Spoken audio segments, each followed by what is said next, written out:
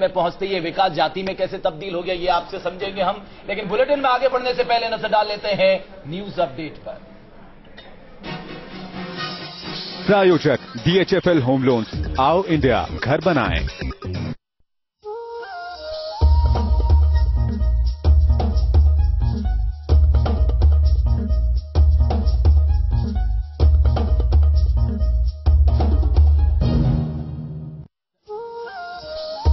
Time कितना बचा है?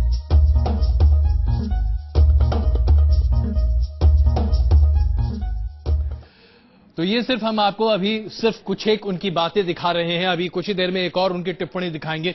चाय वाले बयान पर नरेंद्र मोदी ने अपनी प्रतिक्रिया कैसे और क्यों दी, ये भी आपको बताएंगे। लेकिन चलिए संबित जी, ये कुत्ते के पिल्ले वाली बात, जिस तरीके से मोदी जी ने अपना बचाव किया और अपने बात को सामने रखने की कोशिश की, आपको लगता है यही उनका भाव था या ये कुशल राजनीतिज्ञ का एक कुशल और बहुत ही राजनीतिक सटीक बयान इसे कहा जाएगा? उसका परिचय अभी आप भी देंगे। नहीं, देखिए, अगर कुशलता है तो मुझे लगता है ये तो बीजेपी या ये कुशल राजनीतिज्ञ का एक कुशल और बहुत ही राजनीतिक सटीक बयान इसे कहा जाएगा। उसका परिचय अभी आप भी देंगे। नहीं, देखिए, अगर कुशलता है तो मुझे लगता है ये तो बीजेपी की अच्छी बात है कि कुशल लोग हैं बीजेपी में जो अच्छी बातें करते हैं। मगर महत्वपूर्ण विषय है, देखिए, आपने सवाल पूछा था क्या नरेंद्र मोदी को पप्पी वाले रिमार्क पे बरी कर देना चाहिए, तो मेरा मानना ये तो केस बना ही नहीं था, तो बरी कहां से किया जाए।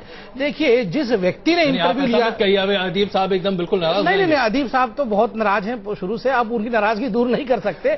मगर महत्वपूर्ण विषय है, जिस व्यक्ति ने इंटरव्यू लिया था, रॉयटर्स का जो रिपोर्टर था, जब उसे किसी प्रकार की परेशानी नहीं है, उन्होंने इंटरप्रीट किया, उन्होंने ट्वीट करके कहा मुझे कुछ समझ में नहीं आ रहा, ऐसा क्यों हो रहा है। किसी समुदाय से जुड़ा नहीं, समुदाय वो सवाल दुख हुआ तो नहीं, वो बहुत महत्वपूर्ण विषय वहां मैं बता दूं एक लाइन में। उन्होंने कहा ये प्रोपगेट करने वाला काम कॉन्वेंट एजुकेटेड न्यूज ट्रेडर्स का था। देखिए, उन्होंने जो कॉन्वेंट एजुकेटेड वाला विषय, उस पर आप अगर ध्यान से देखिएगा, हमारे यहाँ तो उदाहरण दिया जाता है चींटी दबने का, कि चींटी भी ना दबे। नहीं, मैं तो इसमें सिर्फ एक ही लाइन का महत्वपूर्ण वो सही शब्द डिसेक्शन करूंगा, न्यूज ट्रेडर भी। और वो जो मैंने उनसे ये पूछा इंटरव्यू खत्म होने के बाद कि क्या आप मुझे भी न्यूज ट्रेडर की श्रेणी में रखते हैं। खैर चलिए, उन्होंने जो कहा मैं नहीं बताऊंगा, लेकिन आप ये बताइए कि ये न्यूज ट्रेडर्स की जो नई टर्मिनोलॉजी है, ये भारतीय जनता पार्टी ने कहां से इजाद कर दी? क्या अब न्यूज भी खरीदा और बेचा जाएगा? नहीं, न्यूज कल पता चलेंगे आप इसी बहाने हम सब पर गर्दन नहीं, देखिए, जहां तक मेरी समझ है, नरेंद्र मोदी जी ने जो न्यूज ट्रेडर शब्द का बखूबी उन्होंने अनावरण किया, उसके पीछे का राज है जिस प्रकार से व्यक्तित्वों को तोड़ मरोड़ करके किसी खास मकसद से प्रस्तुत किया गया भारतीय राजनीति में, और विगत 12 वर्षों से लगातार जिस प्रकार नरेंद्र मोदी के व्यक्तित्व को समाप्त करने की कोई हो, तो मां का आशीर्वाद है जो वो उल्टा पड़ गया। मगर समाप्त करने की जो कोशिश चलती रही, उसी को ट्रेडिंग कहते हैं। उमेश जी, मैं एक सेकेंड आता हूं आपके पास, लेकिन अदीब जी, क्या आपको यकीन है कि जिस तरीके से मोदी जी ने कुत्ते के पिल्ले वाले अपनी टिप्पणी पर अपनी बातों को रखने की कोशिश की इस इंटरव्यू में, ये अपने आप में सटीक है? अजय जी, मैं आपसे सिर्फ एक बात कहना चाहता हूं, उसके कॉन्टेक्स्ट में जाइए जी। ये पूछा गया था, सवाल उनसे पूछा गया था कि गुजरात में जो कत्लेआम हुआ, क्या उसका आपको दर्द उठता है, क्या उसकी आपको तकलीफ होती है? उस कॉन्टेक्स्ट में उन्होंने ये कहा कि अगर मेरे ड्राइवर के गाड़ी के आगे कोई पिल्ला आ जाए तो मुझे तकलीफ होती है। यू ट्राई टू अंडरस्टैंड कि किस वक्त उन्होंने कहा। उस वक्त कहा जब उनसे पूछा गया कि तुम्हारे सीने में दर्द उठा था जब इतने लोग मारे गए थे, तुमको कोई दुख हुआ था? अदीब जी, मैं यहाँ आपको रेक्टिफाई कर दूं शब्दों में सिर्फ। अदीब जी, आपके परमिशन से, कॉन्टेक्स्ट में महापात्रा जी, अदीब जी, आपके परमिशन से, क्योंकि वो लाइंस बहुत महत्वपूर्ण है, इसलिए मैं इसको ठीक करना चाहूंगा, वरना मैं कभी बीच में नहीं बोलता। आप सीनियर है मेरे, मगर इसको ठीक करना बहुत नहीं, इसको ठीक अमेंड करना बहुत जरूरी है। उनसे पूछा गया था कि क्या आपको 2002 दंगों में दुख हुआ, तो मैं हूबहू कह रहा हूं जो उन्होंने कहा हम हिंदुस्तानी हैं, मुझे बहुत दुख हुआ, और हम ऐसे लोग हैं जो हम अगर गाड़ी चला रहे हो, फिर उन्होंने कहा अगर हम भी नहीं चला रहे हो, ड्राइवर चला रहा हो और हम पीछे की सीट में बैठे हो और कोई कुत्ते का बच्चा भी गाड़ी के नीचे आ जाए तब भी हमें बेचैनी होती है और बहुत दुख होता है। और यहां तो इंसान गए हैं, मुझे दुख कैसे नहीं होगा? आप बताइए, जो आप प्रस्तुत कर रहे थे और जो मैंने कहा, इसमें फर्क है ना? मैं आप दोनों से क्षमा चाहूंगा महापात्रा जी, मैं आपकी बात का जवाब देना चाहता हूं। महापात्रा जी, मैं आपकी बात का जवाब देना चाहता हूं। अदीब साहब, आपके प्राइम मिनिस्टेरियल कैंडिडेट हैं।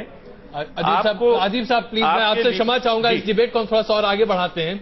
आइए इस इंटरव्यू में कुछ एक और जो अंश है उसके छोटी टिप्पणी आपके सामने पेश करते हैं। चाय वाला जो एक बात कही गई, कांग्रेस के एक वरिष्ठ नेता ने इस बात को कही और किस तरीके से इस टिप्पणी को नरेंद्र मोदी ने भुनाया और आगे बढ़ाया, इस पर इस इंटरव्यू में पूछा गया सवाल और उस सवाल का जवाब नरेंद्र मोदी ने किस अंदाज में दिया, पहले जरा आप इसे देखिए। यह इंटरव्यू आज कुछ ही देर में रात 9 बजे आप न्यूज नेशन पर देख सकेंगे, लेकिन उसका एक छोटा अंश आप अभी जरा देखिए। आपके ऊपर चाय वाली की टिप्पणी की गई तो आपने ऐसा दे मारा कि कांग्रेस इसके बाद उसका जवाब ढूंढ रही है। मैं हैरान हूं जी।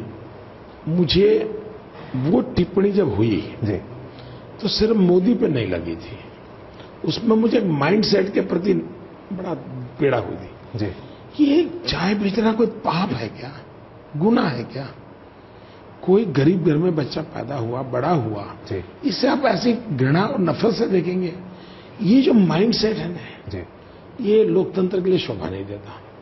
तो मुझे जब ये आया तो मुझे देश के उन करोड़ों करोड़ों सामान्य मानवी मेरे दिमाग में आए, वो लाखों चाय बेचने वाले आए मेरे दिमाग में, उसकी मुझे बड़ी पीड़ा हुई। मैंने कहा मोदी को गाली दो ना, कौन मना करता हूं मैं, लेकिन आप समाज के निचले तबके के लोगों को इस प्रकार से आप यानी हीन भाव से देखें, ये समाज का भला नहीं करता है। आपको लगता है कि 21वीं सदी के भारत में जहां बहुत सारे ऐसे राजनीतिज्ञ हैं जो कि अच्छे परिवारों से आते हैं, उनकी नजर में एक आम आदमी की आज कोई कदर नहीं है, कोई वैल्यू नहीं है, और शायद इसीलिए चाय वाली टिप्पणी या फिर आपके एक सामान्य परिवार से आने की बात, जैसे कि आज अपने भाषण में अभी आप कहते हैं मैं गरीब माँ का बेटा हूं, क्या ये बात लोगों को खल जाती है, इसलिए ये मानसिकता है?